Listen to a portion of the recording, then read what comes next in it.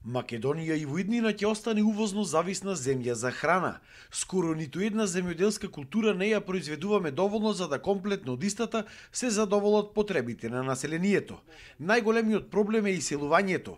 Нема кој да работи и да произведува храна. Земјоделците песимисти како никогаш досега. Не очекуваат промени доколку не се обезбеди сигурен пласман на производите и зголемување на цените. Ситуацијата е особено тешка со сточарството, каде постојано се намалува сточниот фонд, а со тоа и производството на месо, млеко и млечни производи. Се зголеми ли производството на сирење? Не, се намали.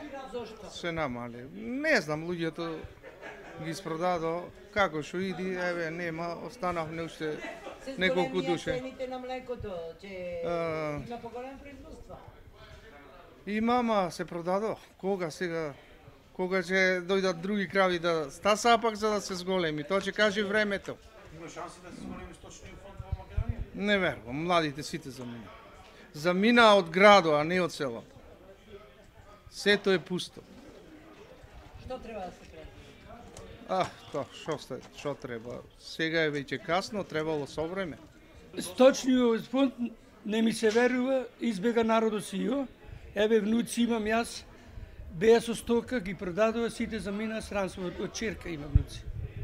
Замина и враќа назад нема. Како понатаму? Како земјоделството? Иднината овде ки иднината е. Ама таму е полошо, ме што да прави дека нема екзистенција мора. А овде како да се направи добра иднината? Иднината да се помогне нешто. Нема да се, ќе се зголеми ако се намали тераните, тие џубривата у странство давдат ке ги носа. Тоа ќе се зголеми, иначе вака и земјава ќе се откаже. Ќе одиме назад скроз. Слична е состојбата и со раноградинарството. И таму земјоделците не очекуваат зголемување на производството. Не.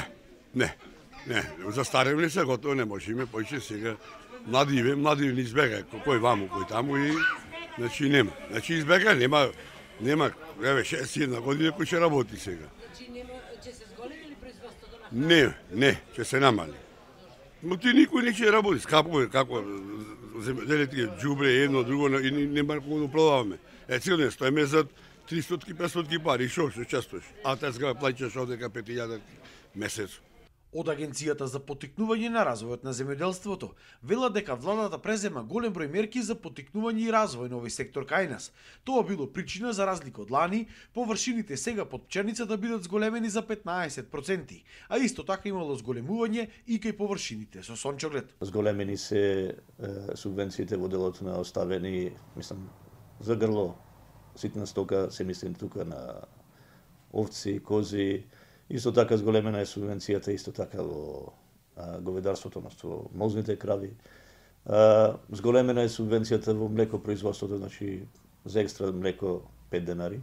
И од страна на млекарите има одредени најави за помош и поддршка на нивните кооперанти, да ги снабдат со квалитетни грла на стока, на крави.